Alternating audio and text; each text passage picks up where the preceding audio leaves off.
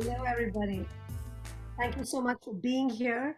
We are so excited to have Dora Arreola doing a masterclass for us for the National Institute for Directing and Ensemble Creation, hosted by Pangea World Theatre and Art2Action. And before we jump in, just want to say that Pangea World Theatre is an honor to live, work, and create art and community in Minneapolis, Minnesota, which is the sacred and contemporary and traditional homeland of the Dakota people. And we are really honored to work with Dakota, Ojibwe, and the First Nations in the Twin Cities of Minnesota. And so my name is Meena Natarajan. I'm the co-artistic director of Pangea World Theatre, and I'm going to pass this baton on to Andrea Asaf, who is the artistic director of Art2Action. And it's a wonderful to work with Art2Action as well. Thank you, Andrea. Thank you so much, Meena. It's so wonderful to be here together. And on behalf of Art2Action, I would also like to acknowledge that we are all on the sacred traditional lands of the First Peoples of Turtle Island. And for Tampa, Florida, where Art2Action is based, we are on the land of the Seminole and Tocobaga people. So we pay respects to Indigenous peoples past, present, and future as we grow in our work on decolonization. We hope to build relationships at the speed of trust and endeavor to move from acknowledgement to action. And we invite you all to say hello in the chat and acknowledge the First Peoples of the lands where you are currently. If you'd like to learn more about that, you could visit nativeland.ca. The link is here. And we want to welcome you all. We're so excited that I get to welcome Dora Arreola today and give you a little bit of background. We have conducted, that means Art2Action and Pangea World Theatre in partnership, institutes in the National Institute for Directing and Ensemble Creation since 2012, in 2015, 2017, 18, and 19 in Minneapolis, hosted by Pangea World Theatre. And these institutes have included peer exchanges, Indigenous artists and First Peoples gatherings, a Next Generation Institute in 2017, and in the last few years before the pandemic, we were focusing on a new mentorship structure. In 2020, we began this virtual series, and we're so excited to be live streamed by HowlRound and also on social media. So thank you, HowlRound, for hosting the live stream. Throughout this spring of 2021, we've been offering masterclasses and conversations on directing with Institute artists. So I'd like to acknowledge that we are live streaming on HowlRound and Facebook. And if you participate during this session, you will be part of the live stream. I also want to acknowledge the music that you heard as we were coming in is created by DJ Cotton, who is a DJ based here in Tampa, Florida, and you'll hear more of his music throughout this session, courtesy of Art2Action.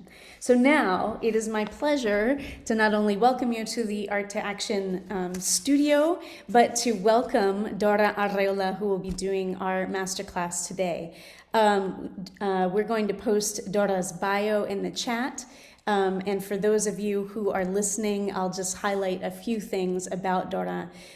She is an incredible artist with decades of experience as a performer, deviser, creator of theater, theater maker, and director. She's the founder of Mujeres and Ritual Danza-Teatro, which is based in Tijuana, Florida, and in Tijuana, Mexico, and also works binationally with artists in Florida and the United States and across Mexico. She is also a professor of theater at the University of South Florida in Tampa. And she has an incredible history as a theater artist and has worked with many amazing artists. She'll tell you about some of her influences today, including being a participant in the Workcenter of Jerzy Grotowski during his lifetime. She's also an author of articles and a book, and we encourage you to learn more about her and read her full bio. To frame today's workshop, we've been in this series exploring different aspects of directing and ensemble creation, including creative research, devising process, ensemble building. And today's session is really going to focus on the director's work in developing a concept using an existing text. So whether you're working with a contemporary or classical play, or a text that is devised through an ensemble process, or adapting poetry or some other text for performance, the exercises that Dora will be offering today will help you move from the page to the concept as a director. So without further ado, please welcome Dora Arreola. Thank you, Andrea, for the introductions, and thank you, everybody, for being here today.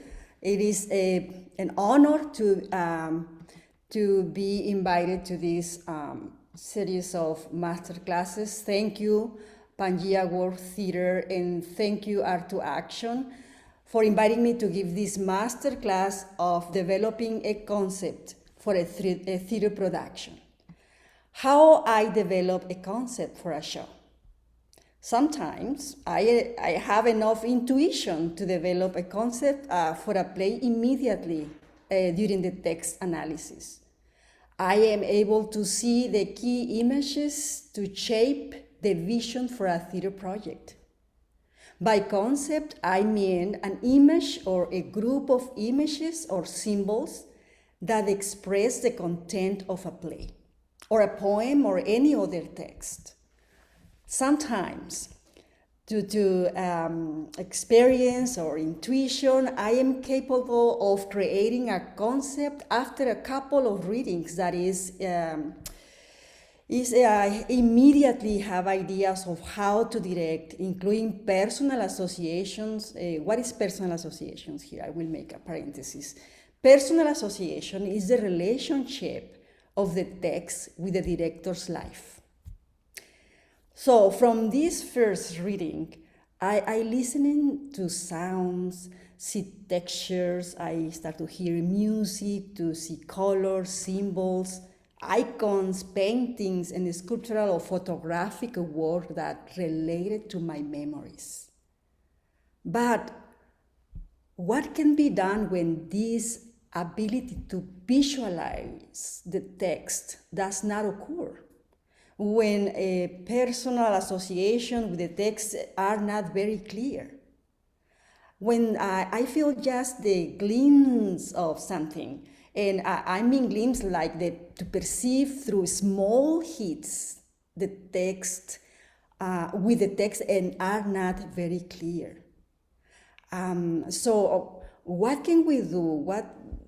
If they are asking us, if they are expecting us to come out with a vision, with a concept, what can we do when those images are not concrete or are just in a liquid state?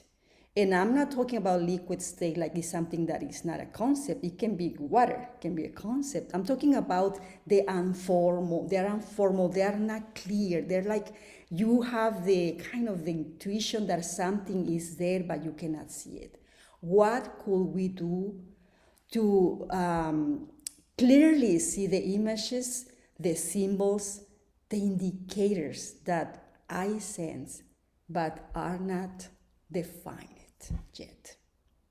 So based on my studies in directing, for example, the Polish Mexican director Ludwig Margules, who was one of my stage directing teachers in Mexico, used to say that directing is the crystallization of dreams. For that reason, in my directing process, I consider it important to include a practice expressly to extract the image through an investigation of personal associations, a direct encounter with my sensibility and my intuition. I call this process ensueño. The intention is to find a figure, a sign that contains all the content of the play. It's a pretty ambition, but that is the process of ensueño. Is looking for an image that is the simplest and purest way to communicate the concept of the play to all the collaborators who are going to handle the elements of directing. Before proceeding with explaining to you how I develop a concept through the ensueño process, I would like us to brainstorm the elements of the stage direction, the elements of directing, when the text already exists. So please use the link, and the link is menti.com, and use this code. Please look at the code and write 3 elements of the directing. The 3 elements that for you are crucial, important. Doesn't matter if you're not a director. You can be in the group of artistic theme, or an actor or writer, but you are already thinking about those elements of the directing. And please focus on that idea that is for staging, is the text already exists, so we are working on the space already. So what are those elements? And we can share the Mentimeter, so we can see all your ideas about the elements of the directing. So let's share the Mentimeter. Let's share it, so we can start looking at how these what are the most important elements. And in this system of Mentimeter, you can see that the word communication, I love that. And what we communicate as a directors, what is not exactly just a regular communication of everyday life, right? It's a very, vision. It's a very specific way of communication. So that is this session for what we communicate in, of course, the communication of a vision, right? These 2 words are in the center of these elements. So core questions, absolutely. Movement, definitely. Tone of the play, sound, syntax, yes, mood, picture, set, wardrobe, community, absolutely. Clarity, sounds, articulation, right? So, that's some of the lighting is absolutely, sometimes the main collaborator will be a light designer, or sometimes a choreographer will be the main collaborator, although everybody is a collaborator, but if you focus on a particular style, so I'm saying one, oh yes, somebody wrote it already, style, image, yes, the image is what we are going to talk today about, in how we create the image.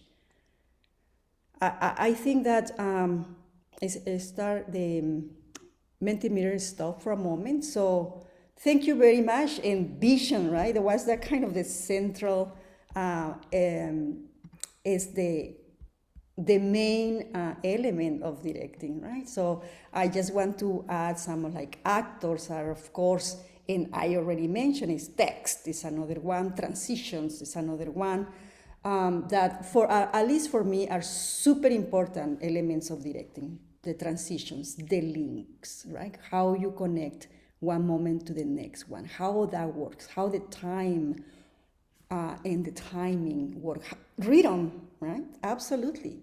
Rhythm is another element that will connect to all the levels of the play, from the emotional material to the visual material. So it's that important, those little elements that we think that are so, so petite, but in reality they can be an important element for your play. So we can, continue with the use of these elements to talk about how to create a concept.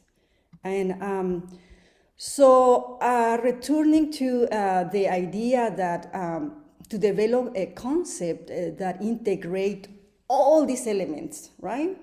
So imagine how important is the vision or the creation of this concept to create unity among all the elements that you wrote down there. A sign, and this is how I become a little bit passionate and ambitious about looking for the purest image that will connect everything. So I'm looking for a sign that contains all the content of the work, of the play, of the project, and is the simplest and purest way to communicate the vision. So I'm using here two of the elements to communicate the vision of the work to all collaborators for the staging.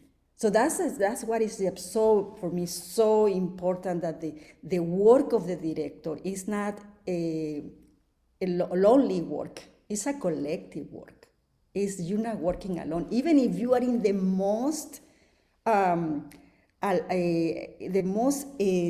close activity, thinking about your vision, and I will explain in a practice that I do, you are not alone there either. Even if you go to a closet and you close the doors and start to work on your play, you're not alone, because you are connecting definitely your the material of the text with something else inside you that connect to a collective consciousness. So I will explain more about that. But again, the concept of a production can be expressed through an image that encompasses all of its content, or a large part of the content of the play. I want to emphasize that in the early stages of working with the text, it's necessary to do a deep research, to understand the text and analyze the ranges from historical, political, cultural, social context, and of course the study of the writer, the adapters, the biography of them. And in this first stage of the analysis of the text, I ask myself many questions. Somebody wrote their important questions, right? Yeah, absolutely, all the time. Why me? And it is not because I want to be separate from the work, but it's why who I am, right? It's important. Why to do this play right now, right? Why this play that is a hymn from the 4th century before or after, this era? Why now? Why to do this play right now? Another question, why here? What are the analytical filters that I am going to use at this moment in my life for this work in particular? In my case, I pass any text through a post-colonial, feminist, queer, and anti-racist analysis. And more I can add, but just to start with this. These are filters to see, right? To see if the material is problematic, if the text is problematic from my perspective in artistic and political positioning. Posicionalidad in Spanish. So important. What is your positioning? If the text is problematic, can it support a treatment or an adaptation? And why? Why, if the text has something problematic in the middle and everything was great, why will be my point of adapting it? So I have to, in some way, I'm being in this situation, and it is a very difficult situation when you have a text that part of the text it goes well with all the things that you are interested in to express, to communicate, but other parts are like, I don't know if I can resolve it, right? So I will be moved forward, but I think it's an important point to look at. And I want to let you know that I'm not yet in the practice of the ensueño. This analysis is before to go to the other side, and I will explain, right? The other side of the analysis, but also is the other side of you. And I will explain, but I wanted to stop a little bit in this analysis and filters for analysis because it's extremely important. So it is possible that at this first stage of study and investigation of the text, I could have already recurring images, not from the words of the text sometimes, but not the first ones, not the first images. There are other images that start to kind of calling you, but they are not. In my case, I'm slow in terms of how I process these images because I'm not content with the first ones. So I was telling you that they're already touching, the text is touching my emotions and guts, but for me it's not enough. I need to include a practice that puts me on a direct route to meet my sensibility and my dreams. And I already did the whole analysis. But I need to, in addition to that, repeating, I want to put me on a direct route to meeting my sensibility and my dreams, to have a talk with my dreams, and have a moment of conversation with that part of me. And when I was studying directing in Mexico City, I was understanding this process from a more rational way. But I think that particularly the teachings of Ludwig Margulis pushed me to look at that area of the sensibility and the connection with my dreams, hoping that I will connect with the dreams of everybody. Paraphrasing Ludwig Margulis, stage directing is a poetic act, a space to crystallize dreams. Before the play is seen by the audience, I am doing this work to talk to my collaborators. With them, I'm going to speak at a poetic level, at a level of dreams. The presentation of the work to the audience creates a space where the sensibility of my work connects with, maybe not with everybody, but with some of the members of the audience at the level of dreams. In this way, theater directing is a journey to carry out a collective poetic act. And from Margulis' point of view, directing is a process from the concept, from creating the concept to its crystallization on stage. Margulis used it to say, it is about articulating the material of the dreams without ornament, with its essence. So it's a lot of, I was pushed to look for something, right? I was pushed to understand those teachings through practice. It's very difficult to understanding only from hearing them. So I was, Ludwig Margulis' advice was, Dora, you finished this 2 years of directing, so go and direct. And I never forget his advice, because he was talking about practice, and practice this teachings, and it took me a while.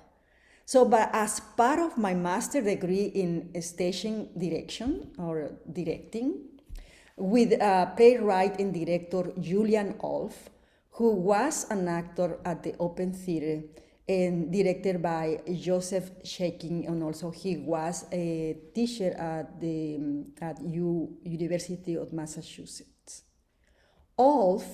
Julian Olf, proposed to deepen the personal association with the text through readings in which you could fall asleep and wake up and continue reading, with the idea of arriving at memories that could be important for the conception of your work. During my studies with Julian Olf, the ensoñación, for me, that moment was like close to what I understand the shaman's work on ensoñación, on ensueño. Was a small process, was something extra to the analysis of the text, which over the years became something very important for my creative process, like as important as the other side. These teachings, I'm talking about Margules and Olf, together with Grotowski, for whom the theater is a vehicle for self-knowledge, were the guidelines for me to develop the process of the ensoñar, as applied to creating a concept. The practice of the ensueño became a fundamental process to deepen personal associations with the text and the use of images or ideograms for the concept of staging. Then el ensueño is practiced by many indigenous groups of many traditions on earth. Through dreams, a process of self-knowledge can be carried out. Some Tolteca shamanic teachings assert that through dreams you can obtain knowledge, messages, premonitions, ensueño, and travel. They describe that ensueño is a process to achieve a multidimensional connection to our being, mi otro yo, in Spanish, my other I. That is, with ensueño, a communication link is creating between all the beings that we are and all the dimensions that we inhabit. This is to empower and achieve the best version of ourselves. As with any goal in our lives, achieving this requires strength, energy, personal power, and freedom. Flawless discipline is important to move reality into the creative spirit. In these Tolteca shamanic traditions, consciousness has two sides, the right, rational, and the left, intuitive. These are also called, the right is called tonal, and the left is called nahual. Tonal is ordinary reality, and nahual is the unknown. Uniting these two sides of consciousness, the rational with the intuition or the tonal with the nahual, is fundamental to develop a concept that is looking for unity and sharing dreams. So the ensueño practice is to unite these two sides, to work with the whole of ourselves. Right? So it's not one side, not neither the other side, it's the whole. For shamans, the right side is the warrior side, right? Because it's hunting, it's fighting against one's own limitations. That's the right side. And the left side is where the art of ensueño takes place. Ensueño is an encounter with ourselves. It's like ourselves encountering ourselves, but in different way. Right? It is to meet the other side, and sometimes that side, this other side, right, the left side, the Nahual side, is called also the inner teacher, the messenger, the one who is teaching you what to do. So not everything comes from one side of you, reason, but some come from other parts. For me, as director, in search for an image that contains all the content of the text, the ensueño is a ritual that is done to create a relationship with history and themes of the text at the level of dreams, at the level of what is important for me to communicate as an artist and as a creator. In this way, the reading is ritualized. It's an order to read that text, which includes deep meditation, a state of sleep and wakefulness. I create a sacred space to acknowledge a spiritual practice. I write down the intention of the ensueño. In this case, the intentions could be to find the purest image inside me that could work as a concept for the play that blah, blah, blah. I'm directing this play. I read, I meditate, I sleep. I see the images presented in this ensueño state. When I wake up, put it like that, I make a list of personal associations that were presented in the dream and that will continue to be presented in the reading that continues. From this list, there will likely be an image, that captures the content of the entire play. That image could be also something that I draw myself, or an existing image or a symbol that already are there, or later I can go and look for it. The image could also be something that you can call it concept. The concept creates a meeting space for the creativity sensibilities of a group that is collectively seeking to create life and fictional worlds on stage. So I'm going to give an example of how I use this process, this ensueño. And I will give an example of one of my last projects. In 2019, I was invited by James Madison University to direct The Hungry Woman, a Mexican Medea by Sherry Moraga. I had previously directed this work in 2 occasions, one in Massachusetts, and the second time it was at the Arizona State University. But this third time, it was an opportunity to dive into the practice of the ensueño and further develop the process. So it was my opportunity. I was, okay, I have the material. Now I'm going for it. The Hungry Woman is a work, it's a play where different times coexist. The present of the play is in a psychiatric hospital. Medea's memory are in the space with spirits of the Aztec pantheon. This play is also futuristic.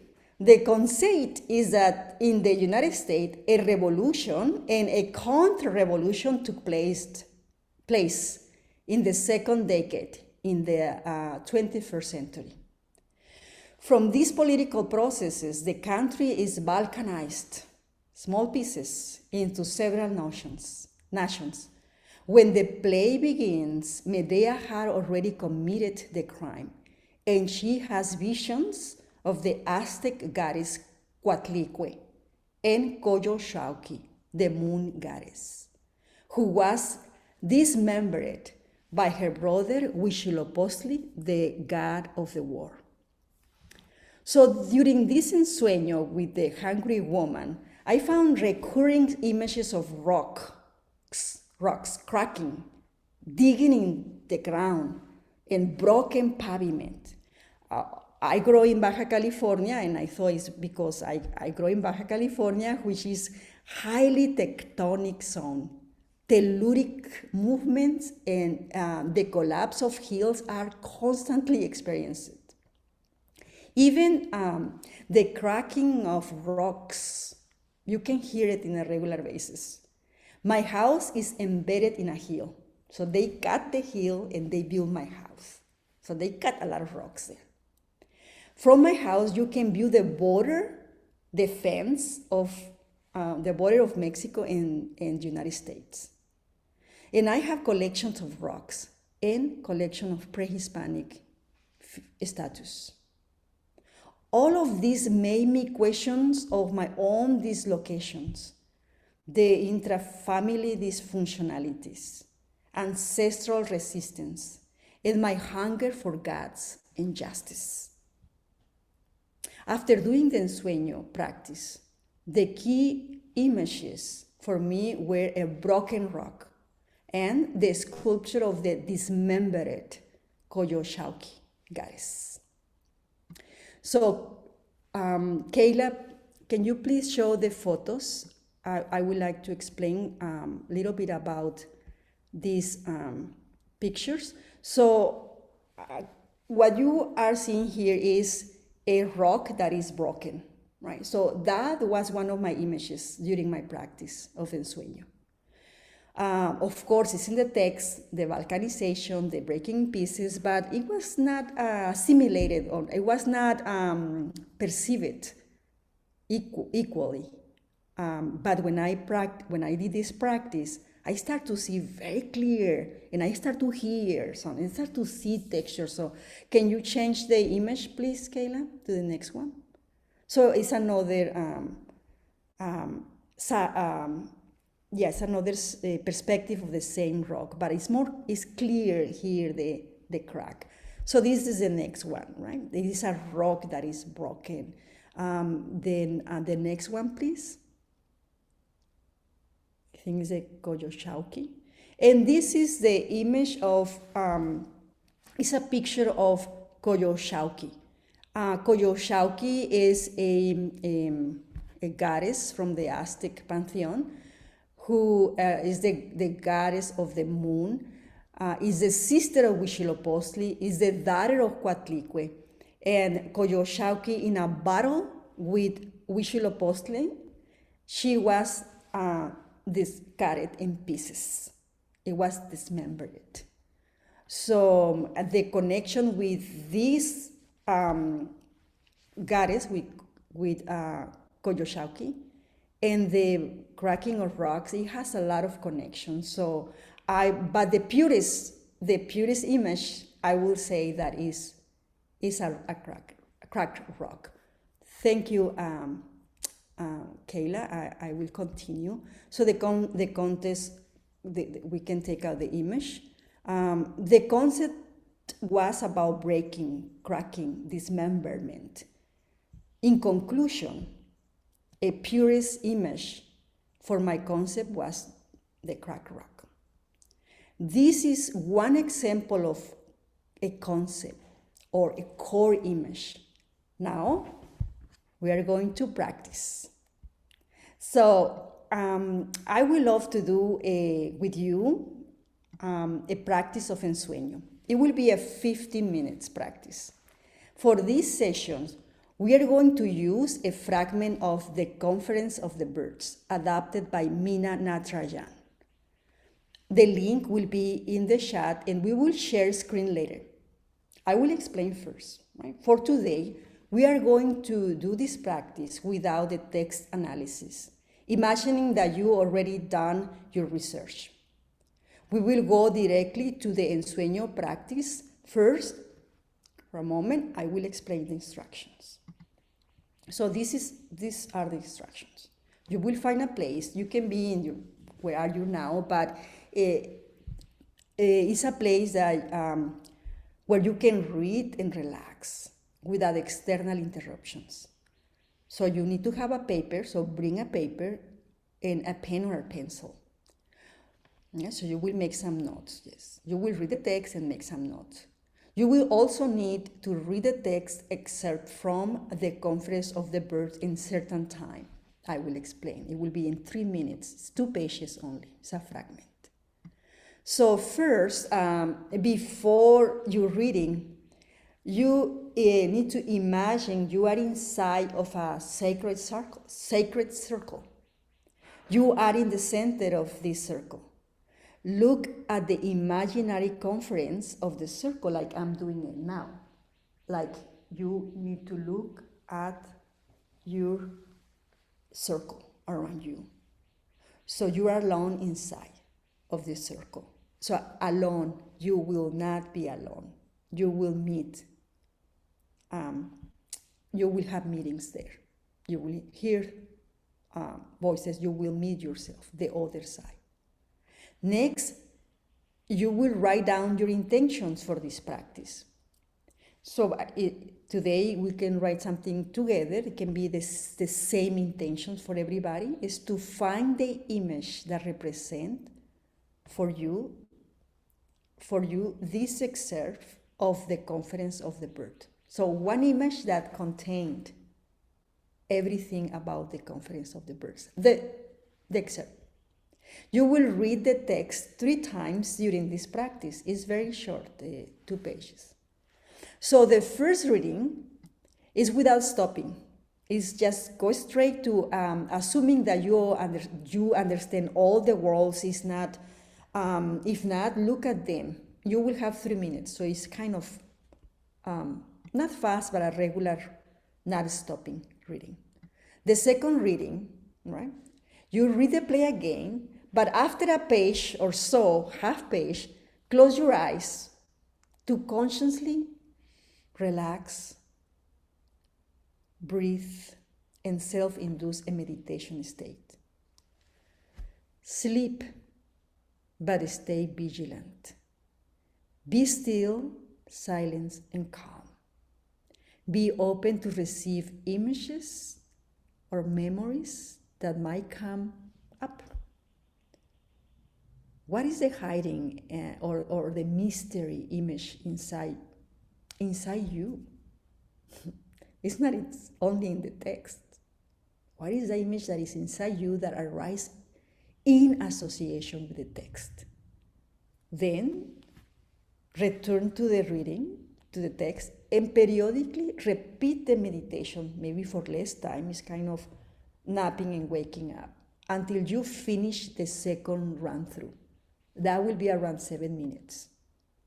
The whole thing, the second reading with the naps, with the meditation. The third reading is very important as well, right? You already come back from a place that you receive something. You receive a message or an image or a sound or a texture. Read it again and make a list of your personal association with the play. What images, sounds, colors, smells, textures come up from you. Write them down and keep reading. What is the music that you hear or remember? Do you hear something special? What is the hiding message that you did not see on your previous reading? Write it down and finish reading. So you will have, right, a list of personal associations. Read them. Read all the personal associations. When you are doing the complete personal, the dream, the ensueño, and the research, actually things start to beautifully travel from one side to the other side. But in this case, we will rely only on the personal associations that you write down. Your images, the colors that you see, the smells, the memories, and think about images or symbols that could contain the essence of the themes of this piece. They can come from personal association or by combining from a word or line in the text, or from a clear image that all of these evoke in you. So let's do the practice. Okay? Are you ready? Okay, so we are going to do it slow. Okay, we're not going to rush, but we have a limit of time. So Kayla, can you please put the slide of the text for everybody to read the text in three minutes? So you will have now the text of the fragment of the Conference of the Birds. It's coming. Here we go. So can we do it bigger than that, or is it only, all right, so it's the only way. So we will be moving it as we are reading, as Kayla is reading it. So so you just escape, but you should know that it's by Farid Din Attar, adapted by Mina Natrajan. And the name of is The Phoenix.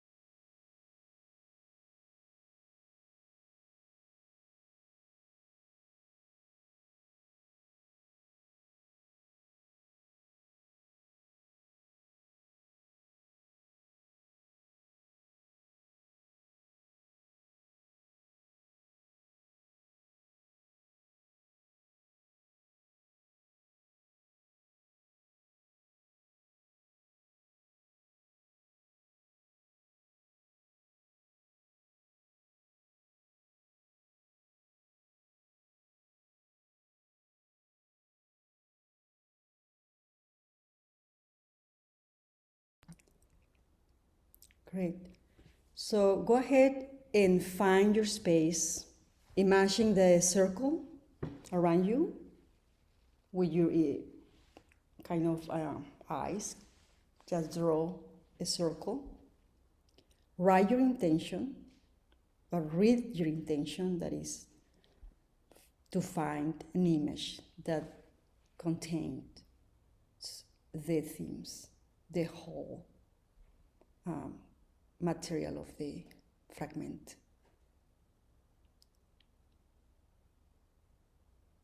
Right?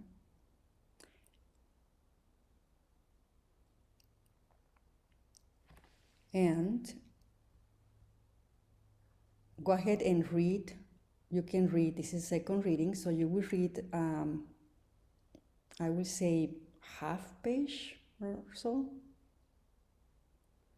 Periodically close your eyes, breathe, relax, meditate, be open to receive images or memories that might come up. So we'll give time to do that on your own, and we'll be calling you for the third reading.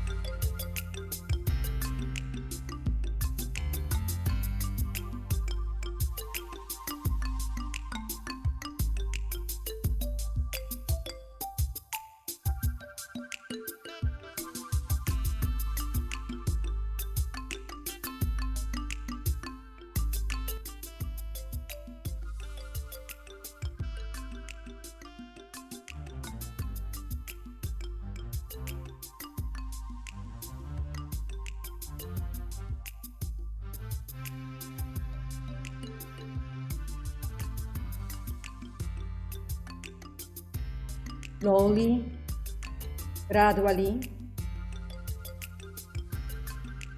wake up or return to the text. We are going to do the third reading of the text. You're awake for the whole reading, and this time you will make a list of your personal associations. So make a list of what are the images, the sounds, the color of smells, textures. So this is the moment that you are creating these personal associations, and particularly the things that were not there before during your analysis. Imagine that you did the analysis. So, and if you have already some of them, start to select them. Start to look at in the more in the alchemist way, right? To distill your associations to a key image. So I will give 3 minutes for this moment here, and we will come back to offer some of the results of this practice. So go ahead and make a list. This is like kind of another fast reading. It's not particularly for this presentation.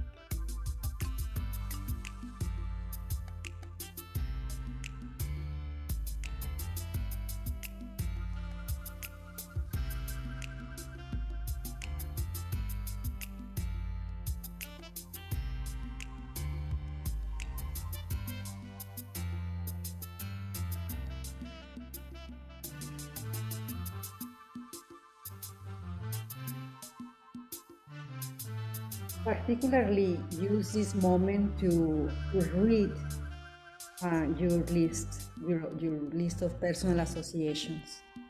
See them, back to the text if you want.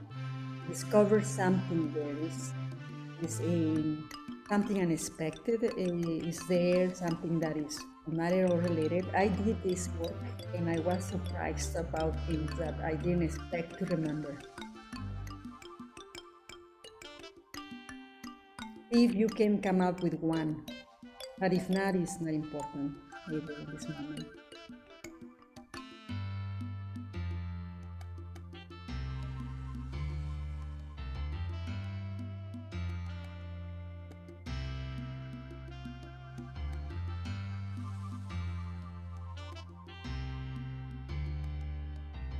Remember that you can draw also the image. But if you remember an image that is over there, some place that you can extract to see it.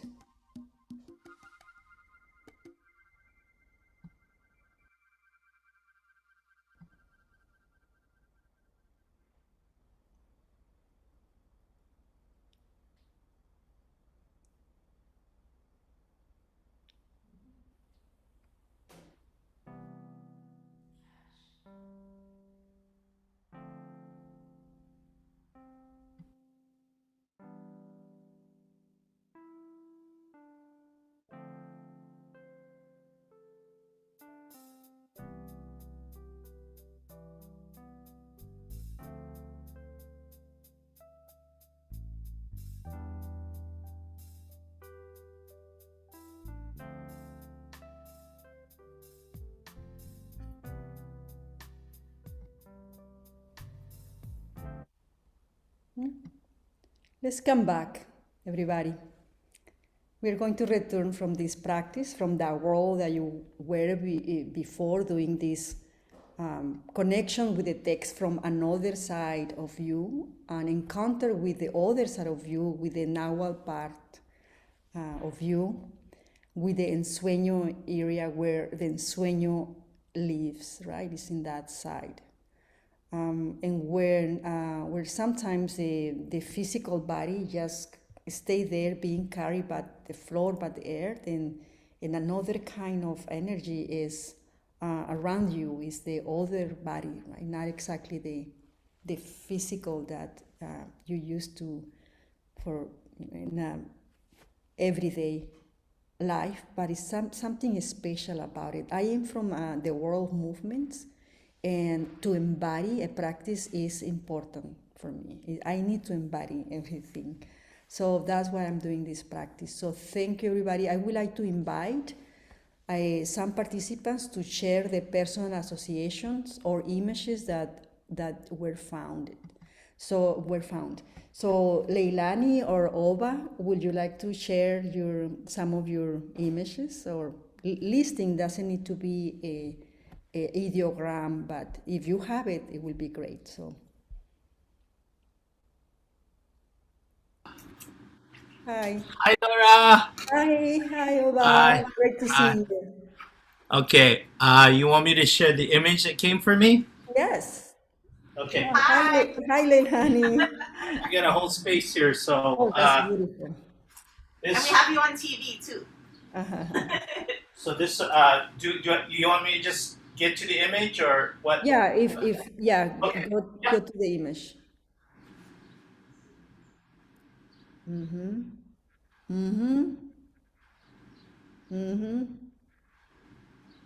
Thank you, Ova. Can you explain a little bit? Oh, beautiful.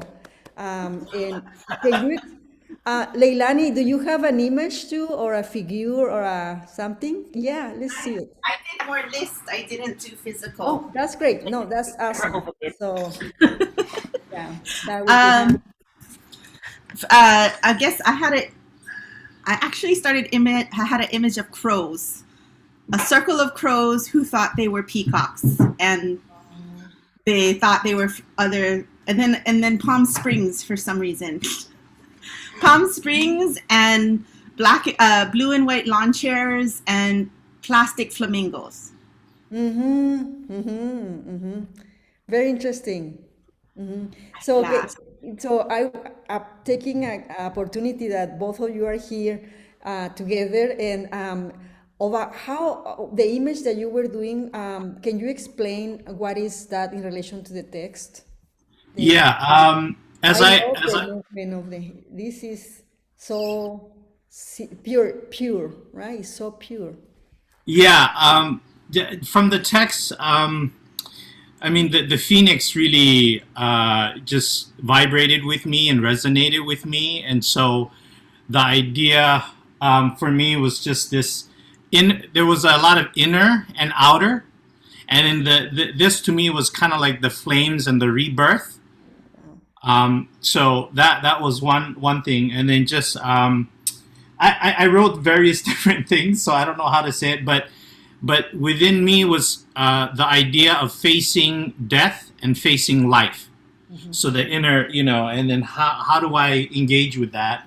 And then a personal connection to me out of this was I was connecting to my family's escape from Laos across the Mekong River.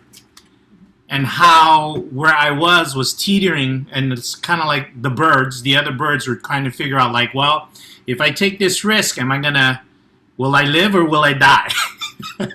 So those were some of the things that brought me to that image of like accepting where I was at, and yeah, I don't know how to explain it, but that's kind of where. Thank you. That's beautiful. And Leilani, how you will talk about the circle of crows? What is for you that image? Because it's I don't know why. I mean, I was just thinking about the birds standing in a circle and offering their feathers, and right now we have sparrows who have inhabited the neighbor's house, and we just constantly hearing those birds squawking. And there's also like a ton of crows that live nearby, and we see them all the time. Beautiful. But it's always, They are- yeah, we're like surrounded by them, and I always think like they think they're prettier than they are, something like that. Something about like. I would say that the image of the circle, right, in that, Yeah. so symbolistic and so powerful image. I would like to invite Erika Acevedo. Thank you both. That was Thank great. you. Beautiful. Erika Acevedo, if you can share with us your images, your listing, or some image. Hi, Erika. Of course. Hola. Hola, hola. Wonderful to see you. So I thought of, and perhaps it's because of where I live in the Sonoran Desert, I thought of a saguaro, but that had fallen over and had a hueco, had a hole that was opened out, and it was black, as they are here, but that it's a whole ecosystem, even though it may look like tragic or death, but you know, not only animals live in both when it's living and dead, it's still like, I just heard a lot of chittering, similar to what Leilani was saying of noise, but not so much birds as much of, you know, bugs, cicadas, like a bunch of just like cositas hiding in all of places of it's still that saguaro, even though it's fallen over and has this big hueco, it's still this ecosystem. Yes, fallen saguaro. Thank you. That Thank you, is Andrea. beautiful. That is beautiful because it's like it's so specific about the particular artist. You know, it's so unique in terms of from who is coming from the concept. Do you have something else? Okay, go ahead. That's No. Thank you. No, that's it. Thank you. That's beautiful. That's Thank you. powerful. And then Gabriel Civil, would you like to share? Hi, Gabriel. Hey. Hello. Thank you so much for this beautiful exercise. It took me to a really very surprising place, I have to say, because I did have a chance to read the pages before the workshop. Okay. And then when we kind of touched into the ensueño practice, my mind went to a completely different place. So some of the images that came up for me, I mean, believe it or not, it took me to the club. It took me to the 80s, silence equals death. I know why the caged bird sings, like some kind of strange interaction of those two texts in my personal association. I thought of the film Diva with Wilhelmina Fernandez, because the line that my imagination really latched onto was the very first line, more birds died along the way. And so I thought a lot about that death, but still trying to move towards beauty and still like moving towards like ardor, moving towards glory, moving towards body, moving towards voice. And the other line that was really animating for me is, I'm afraid of being alive and I'm afraid to die. So thinking about the time when there were all of these messages, for me, that was so connected to sexuality and also glamour. So somehow or another, I ended up with like the image of the diva in a big, you know, sequined red gown as an image both of desire and also of kind of like fear. And I don't know how that would integrate into the action of the play, but there was something around that glamour that for whatever reason came to my imagination. Is very beautiful. I mean, this very unique concept. I mean, yes, I have also in some of the projects the reference of a movie through the whole process, and I use the movie as a concept. But it's interesting. I mean, this is a road, because it's a road that connect directly with you, with your own, you know, personal reference memories and dreams, etc. So thank you very much for sharing it, Gabriel. Great to see you. So I will continue the next part, the last part actually.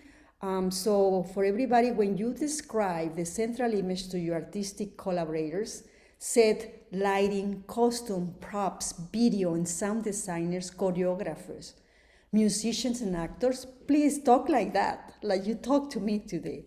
I mean, talk from that place of encounter, of the encounter with the other side. You are giving them the directorial concept to the production, right?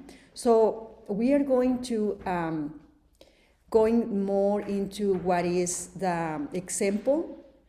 When I find the central image for the hungry woman, and I communicate that to my collaborators in James Madison University, I give also a presentation of series of images. It was my image, but also I was talking like you were talking to me today.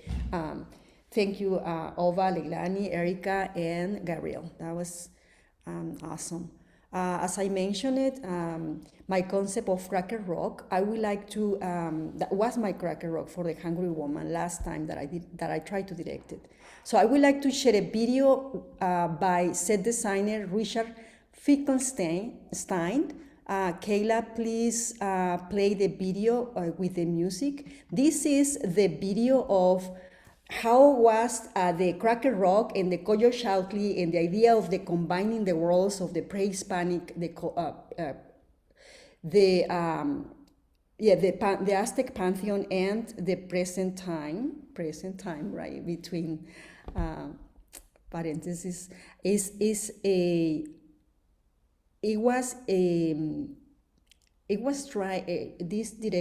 set designer was trying to work with those elements. So I would like to share this with you. Go ahead, Kate.